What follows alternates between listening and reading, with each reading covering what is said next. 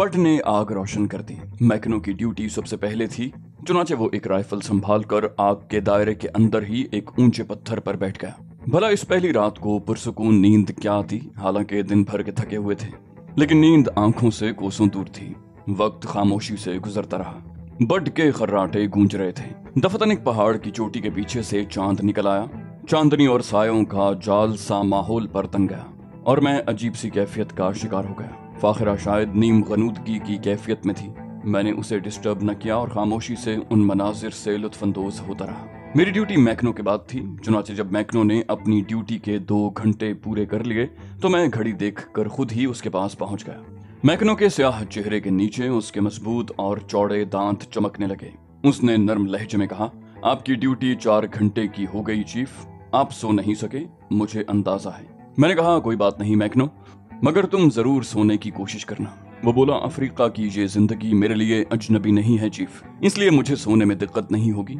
और वो आग के हिसार से कुछ फासले पर सोने के लिए लेट गया।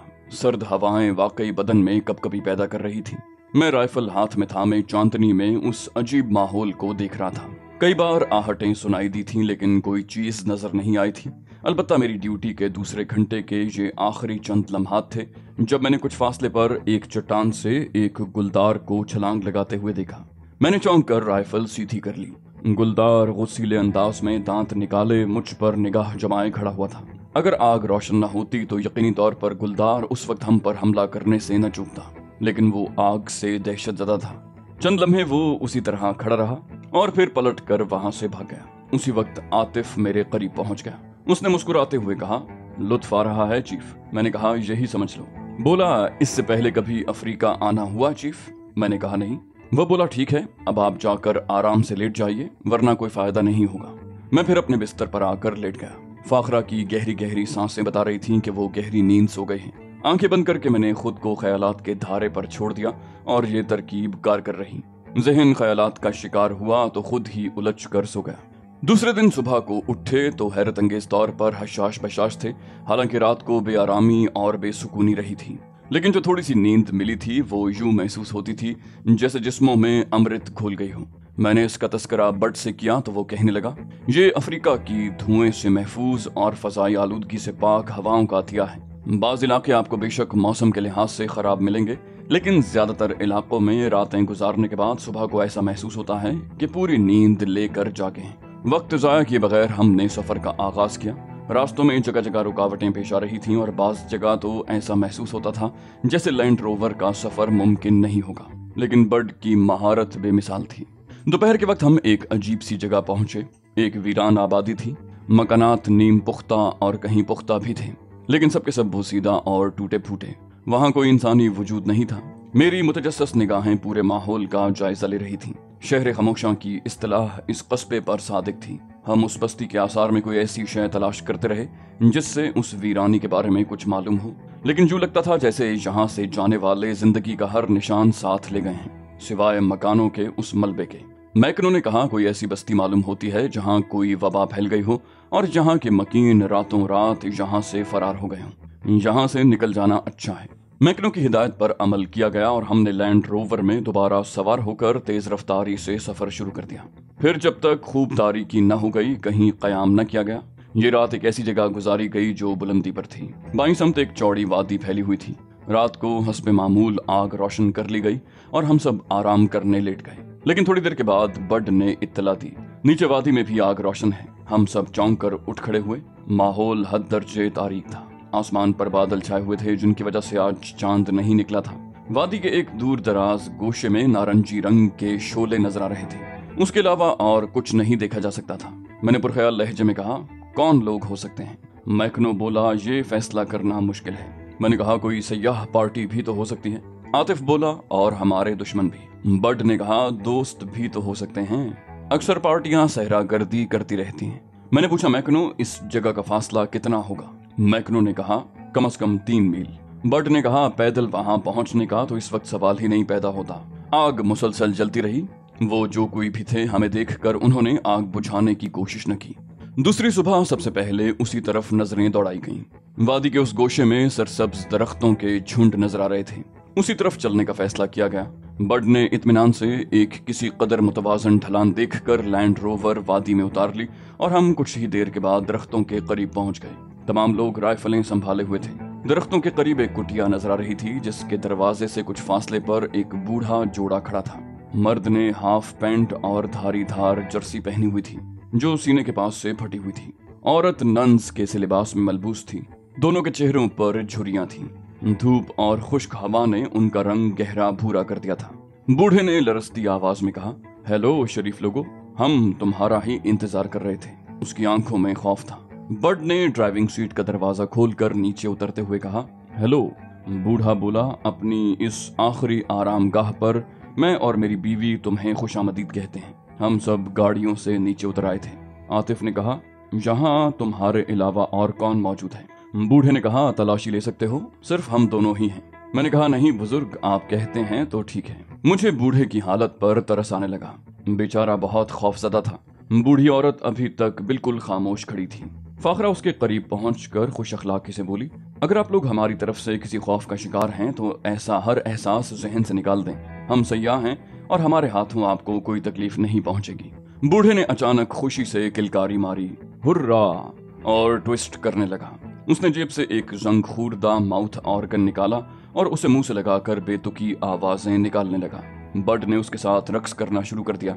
आतिफ और लुत्फी तालियां बजाकर पांव थिरकाने लगे। दफतन बूढ़े ने चीख कर कहा, जेनी, मौजूद मेहमानों के लिए मछली का सूप और गिनी तैयार करो। बात यह है बच्चों कि अब हमारी उम्र सिर्फ खौफ की उम्र है। अब हम इस दुनिया से डर डर कर जी रहे हैं, लड़ने की उम्र नहीं है ना। मेरे पास एक राइफल थी और 20 गोलियां जिनकी हिफाजत मैंने पूरे 10 साल तक की। फिर एक दिन जब मैं राइफल साफ कर रहा था तो मुझे महसूस हुआ कि राइफल मेरे हाथों में लरज रही है और मुझे उसका वजन पहले से कुछ ज्यादा महसूस हो रहा था। तो मैंने वो राइफल गोलियों समेत नदी में फेंक दी। मैं उसको इस्तेमाल करने के काबिल नहीं रहा था। कोई फायदा ऐसी चीज का जिसे सही तौर पर इस्तेमाल न किया जा सके। उसके बाद बूढ़े की आवाज भर्रा गई। मैं उसके एहसासात समझ रहा था। मैंने आगे बढ़कर उसके शाने पर हाथ रखते हुए कहा, हम आपका एहतराम करते हैं मिस्टर। बूढ़े ने कहा, लैंकास्टर, बड लैंकास्टर। बूढ़े ने कहा और बड चौंक कर उसे देखने लगा। फिर उसने आगे बढ़कर बूढ़े का रुखसार चूम लिया। जेनी फाखरा को अंदर झोंपड़ी में ले गई थी। बूढ़े ने कहा, आज के दिन मेरे मेहमान रहो, मुझे खुशी होगी। मैंने कहा, हमने रात गुजारने के बाद अभी सफर का आगाज किया है मिस्टर लैंकास्टर। बूढ़े ने कहा, इसमें मेरी खुशी है और खुशियां बहुत कम इधर का रुख करती हैं। तुम्हारा एहसान होगा। मैंने बड से कहा, ठीक है बड, आज का सफर मुलतवी। और इस बार बूढ़े ने चौंक कर बड को देखता रहा। फिर उसने बड ही के अंदाज में आगे बढ़कर उसका रुखसार चूम लिया। उसकी इस दिलचस्प हरकत पर सबने दिल खोल कर कह लगाए। लैंड रोवर एक समत करके खड़ी कर दी गई और सबने जूते उतार दिए। ऐसा उमूमन किया जाता था ताकि सख्त और थका देने वाले सफर में सुकून का एहसास हो। फिर तमाम लोग उस नखलिस्तान की घास में चहलकदमी करने लगे। लुत्फी कपड़े उतार कर नदी में कूद गया। मैं बूढ़े लैंकास्टर के पास बैठ गया। पूछा, आप यहाँ कब से रहते हैं मिस्टर लैंकास्टर? वो बोला, तकरीबन 28 साल हो गए। मैंने मुताज्जिबाना अंदाज में कहा, इतना तवील अरसा? वो बोला, हाँ, इसके पसे पर्दा एक तवील कहानी है, इस अरसे से कहीं ज्यादा तवील। मैंने पूछा, यहाँ जंगली दरिंदे नहीं हैं? बोला, बहुत पहले थे, लेकिन फिर शायद उन्होंने हमें अमान दे दी। ये बात तुम्हें मजाक मालूम होगी नौजवान, लेकिन यकीन करो ऐसा ही हुआ है। शायद 15 या शायद 20 साल गुजर गए, कोई खूंखार दरिंदा इस तरफ नहीं आया। जानवरों का अखलाक अभी इंसानों जैसा नहीं हुआ। मैंने पूछा, इंसान भी नहीं आते इस तरफ? वो बोला, आते हैं, कभी कभी आ जाते हैं। मैं और जैनी बस इंसानों से खौफजदा होते हैं, लेकिन तकदीर हम पर मेहरबान ही रही है। और अब तो खैर बहुत साल गुजर गए, कोई नहीं आया। मेरे आखिरी मेहमान मिस्टर हैमर्स थे, एक माहिर शिकारी जो 1 माह मेरे मेहमान रहे। उसी वक्त फाखरा और जैनी बाहर निकल आए, जिनकी वजह से सिलसिला गुफ्तगू मुनक़ता हो गया। उस जोड़े की शख्सियत और यहाँ मौजूदगी मेरे लिए बहुत दिलचस्प थी और मैं बूढ़े लैंकास्टर की कहानी सुनने के लिए बेचैन था। बड लैंकास्टर ने अपनी कहानी सुनाई। वो न्यूजीलैंड का बाशिंदा था, छोटा मोटा कारोबारी। बड़ी मछलियों के हत्थे चढ़कर कारोबार से हाथ धो बैठा और फिर फरियाद की तो जान के लाले पड़ गए। उसे एक कत्ल के इल्जाम में फंसाया गया, लेकिन चंद दोस्तों की मदद से वो गिरफ्तार होने से कबल निकल भागा और दोनों मियां बीवी दुनिया से बेजार होकर इन वीरानों में आ बसे। उनकी कोई औलाद नहीं थी, लेकिन दोनों खुश थे। कहानी के कुछ हिस्से दर्दनाक थे। अफसोस हुआ। बूढ़े ने मछली के सूप और जंगली फलों के नमकीन मुरब्बे से हमारी तवाज़ो की। اس نے ہم سے ہمارے سفر کا مقصد بھی پوچھا اور ہم نے ایک من گھڑت کہانی اسے سنا دی۔ ظاہر ہے اس شریف آدمی کو بھی اپنا رازدار نہیں بنایا جا سکتا تھا۔ بوڑھے نے آنکھیں بند کر کے ہماری کہانی پر یقین کر لیا۔ وہ سادہ لوح آدمی تھا۔ افریقہ کی زندگی کے بارے میں اسے کافی معلومات تھیں۔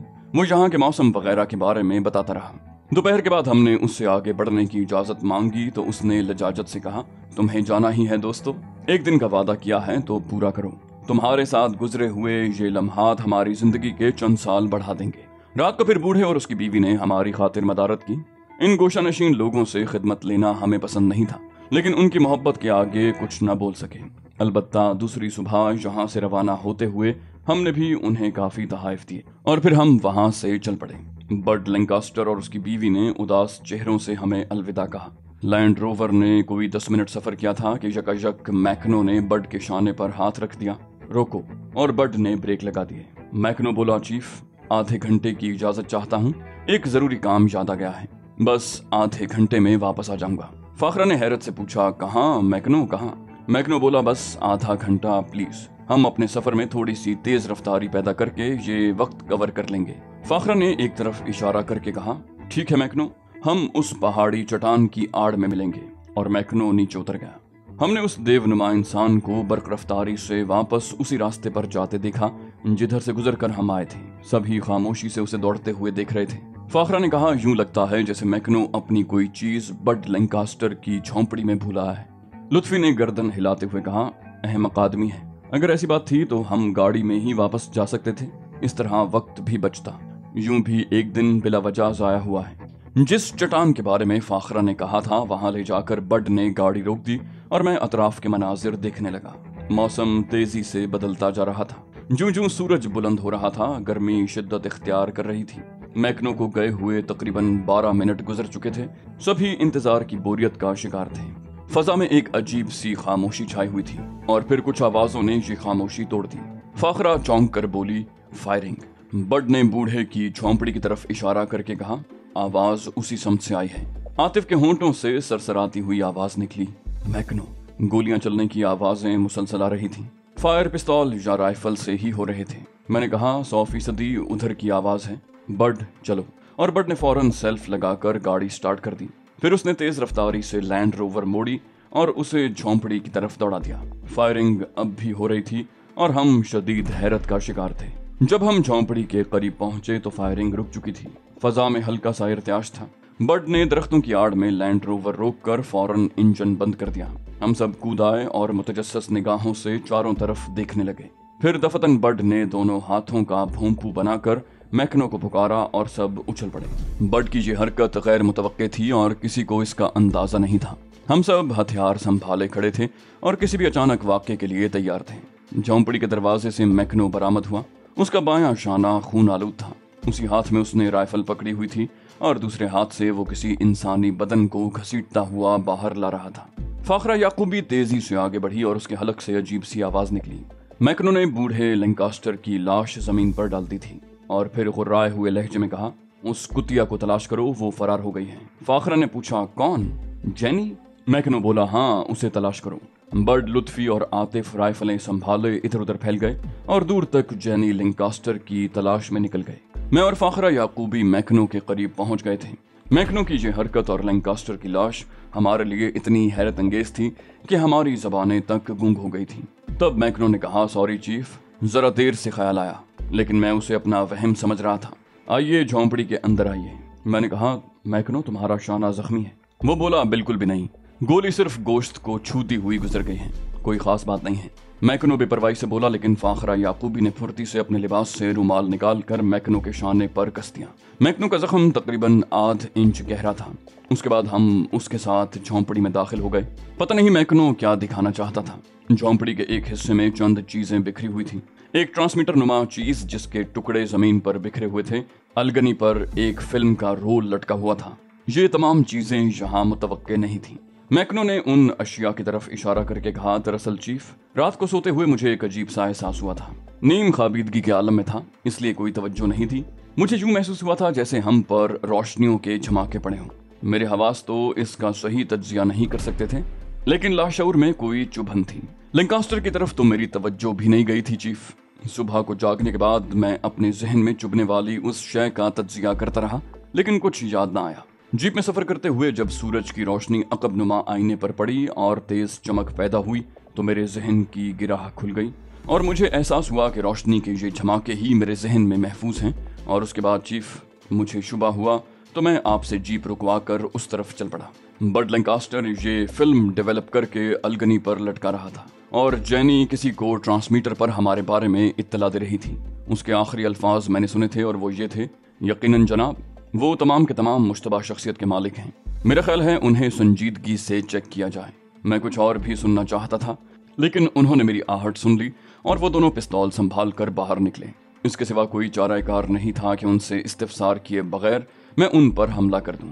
बदकिस्मती ये रही कि जैनी को औरत समझकर मैं उस पर हाथ न डाल सका और उसने फौरन ही मुझ पर गोली चला दी। बर्ड लैंकास्टर ने भी मुझ पर फायरिंग की, लेकिन उससे बचकर मैंने उस पर छलांग लगा दी और उसे लिए हुए नीचे आ रहा। जेनी ने आगे बढ़कर मुझ पर पिस्तौल ताना तो मैंने लैंकास्टर को उस पर उछाल दिया, लेकिन जेनी पता नहीं बूढ़ी है भी या नहीं, इतनी फुर्ती से उसने अपने आप को बचाया कि मैं हैरान रह गया। ये ट्रांसमीटर बूढ़े लैंकास्टर की लपेट में आ गया था, इसलिए नीचे गिर पड़ा। जेनी ने पलटकर 3 गोलियां चलाईं, जिनमें से 2 गोलियां लैंकास्टर को लगीं। मैंने उसे जिंदा ही पकड़ना चाहा था, लेकिन चीफ ऐसा ही महसूस हुआ था जैसे वो छलावा हो। इसी तरह जैनी भी यूं गायब हुई कि पता ही न चल सका कि कहाँ रूपोश हो गई।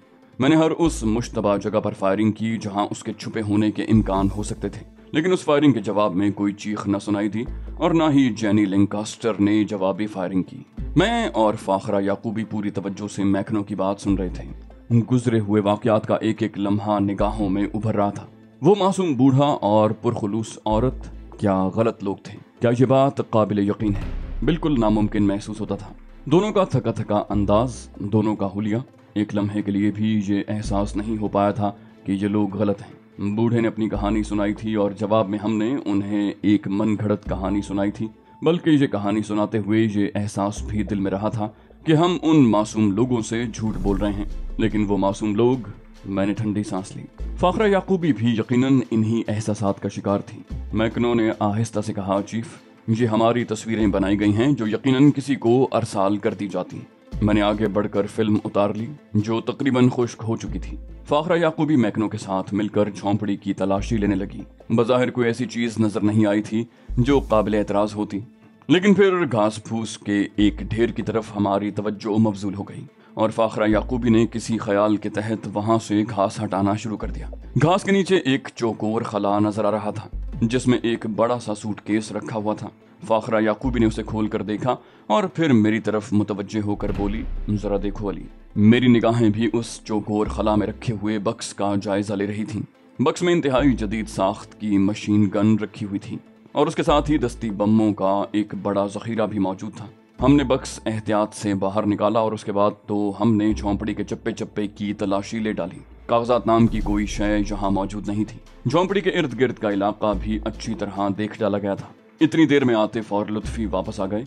उन्होंने इत्तला दी कि बूढ़ी जैनी का कहीं निशान नहीं मिला। हम सब झोंपड़ी से बाहर निकल आए। लैंड रोवर करीब ही खड़ी हुई थी। कुछ देर के बाद हमने उसे फरामोश कर दिया था। अब एहसास हुआ कि ये इंतहाई खतरनाक बात थी। अगर बूढ़ी जैनी लैंड रोवर तक पहुंच जाती तो उसे लेकर फरार भी हो सकती थी। आतिफ और लुत्फी ने असलहे का बक्स बाहर निकाला और उसे लैंड रोवर में ले जाकर रख दिया। वहां मौजूद खाने पीने की अशिया भी हमने अपने कब्जे में ले ली और लैंड रोवर में आ बैठे। फाखरा ने कहा, चीफ, अब उस औरत की तलाश मुमकिन नहीं और फिर हम ये खतरा मोल ले भी नहीं सकते। मैंने कहा, लेकिन कुछ लोगों को हमारे बारे में इत्तला दे दी गई है फाखरा, इस बात को जहन में रखना। फाखरा गर्दन हिलाने लगी। मैकनो आराम से बैठा हुआ था। बाजू के जख्म पर उसने जरा भी तवज्जो नहीं दी थी, लेकिन फाखरा ने आतिफ को इशारा किया और आतिफ ने लैंड रोवर में रखा हुआ फर्स्ट एड बक्स निकालकर मैकनो के जख्म को जरासीम से पाक दवाओं से धोकर उस पर बैंडेज कर दी। इस दौरान लुत्फी मशीन गन लैंड रोवर के अकबी हिस्से में नस्ब करने में मसरूफ रहा। गालिबन वो इस सिलसिले में माहिर आदमी था। अपने काम से मुतमईन होने के बाद वो वहां से हट गया और वो सीट आतिफ ने संभाल ली।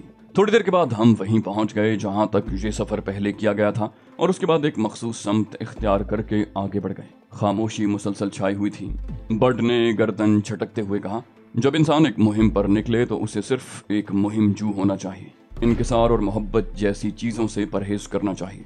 मैंने कहा मैं तुमसे मुत्तफिक हूँ बट लेकिन ये बताओ उस तारिक दुनिया बूढ़े जोड़े के लिए हम में से किसी के जहन में बुरे ख्यालात कैसे उभर सकते थे।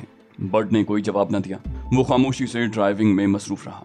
इस वाक़े ने जहन को खासे तकद्दुर का शिकार कर दिया था। वक्फे वक्फे से कोई ना कोई कुछ न कुछ बोल पड़ता ताकि खामोशी की फजा आसाब पर असरअंदाज न हो। आतिफ ने कहा मेरे ख्याल में वो दोनों अगर चाहते तो हमें रात को हलाक कर सकते थे, लेकिन शायद वो खुद भी हमारे बारे में तज़ब्ज़ुब का शिकार थे। आतिफ की बात का किसी ने कोई जवाब न दिया, लेकिन इस हकीकत से किसी को इनकार भी नहीं था।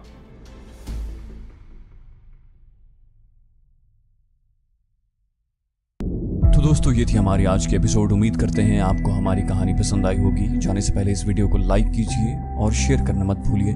कमेंट करके हमें बताइए कि आपको हमारी वीडियो कैसी लगी, और अगर अभी तक आपने इस चैनल को सब्सक्राइब नहीं किया तो इसे सब्सक्राइब कीजिए और बेल आइकन दबाकर ऑल नोटिफिकेशंस ऑन कर लीजिए।